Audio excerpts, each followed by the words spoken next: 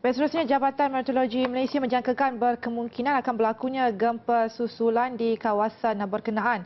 Meteorologi Malaysia kini terus memantau dari masa ke semasa berhubung kemungkinan yang bakal berlaku. Dan untuk perkembangan lanjut, kita terus sahaja bersama Pengarah Pusat Gempa dan Tsunami Meteorologi Malaysia, Dr. Wan Azli Wan Hassan. Assalamualaikum, Doktor. Waalaikumsalam. Okey, Doktor, mungkin Doktor boleh ulas sikit berkenaan kemungkinan akan adakah berlakunya gempa susulan atau yang sebarang kemungkinan yang boleh berlaku, Doktor? Ya, sebagaimana yang kita ketahui semua, bahawa pada pagi tadi 7.15 pagi berlaku satu gempa bumi di kawasan Ranau berskala 5.9 pada skala Richter. Dan biasalah bila berlaku gempa bumi ini agak walaupun bukan berkategori kuat tetapi sederhana tu pada peringkat yang agak tinggi juga. Biasa kita akan terima gegaran susulan yang, tapi setakat ini kita hanya ada beberapa gegaran yang lemah. Yang lemah ni maknanya di bawah 5 lah, di bawah 5 skala Richter. Ada beberapa tetapi didapati tidaklah mendatangkan kerosakan lah sebagaimana yang berlaku pada pukul 7.15 gempa bumi berskala 5.9 tadi. Pihak Jabatan Meteorologi Malaysia, Pusat Gempa Bumi Nasional sentiasa memantau lah. Kita ada peralatan yang rangkaian sensor mengesan gempa bumi ini, dan di Pusat Gempa Bumi di Petaling Jaya kita sedang memantau sama ada akan terjadi lagi susulan dalam jam berikutnya. Setakat ini hanya ada beberapa susulan kecil yang lemah saja. Ya. Ya, hello.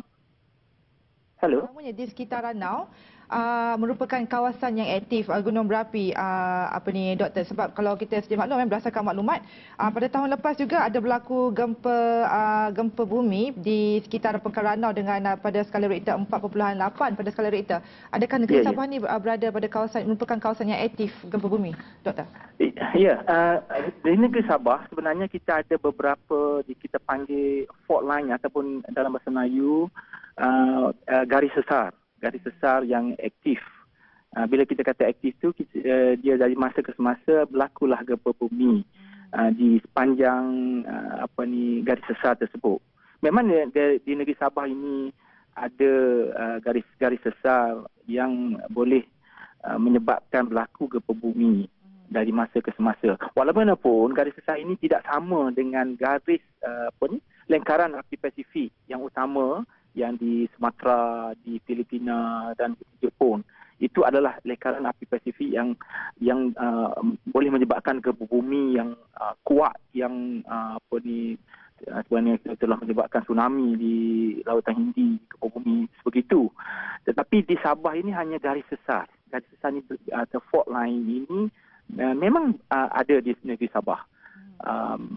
Beberapa fault line yang boleh menyebabkan gempa bumi, dan setakat ini kita tidak lagi menerima gempa bumi yang kuatlah, dan garis sesar tersebut pun tidak dijangka tidaklah menyebabkan gempa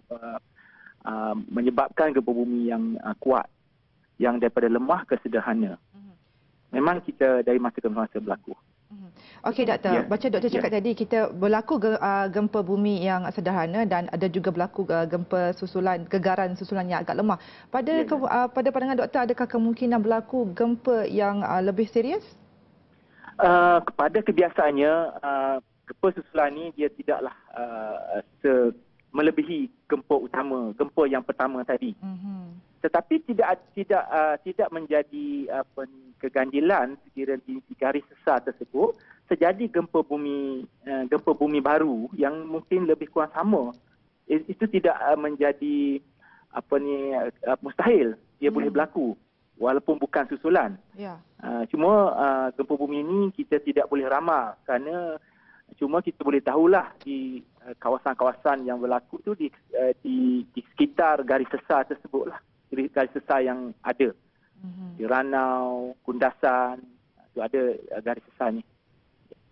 Okey, baik. Terima kasih doktor atas penjelasan yang diberikan. Pastinya kami akan menghubungi doktor dari masa ke semasa untuk mengetahui perkembangan semasa mengenai gempa bumi di Ranau Sabah ini. Terima kasih doktor. Dia tadi Dr. Wan Azli Wan Hassan, pengarah Pusat Gempa dan Tsunami Meteorologi Malaysia yang mengulas bersikit mengenai kejadian gempa bumi yang berlaku di Sabah pada pagi tadi.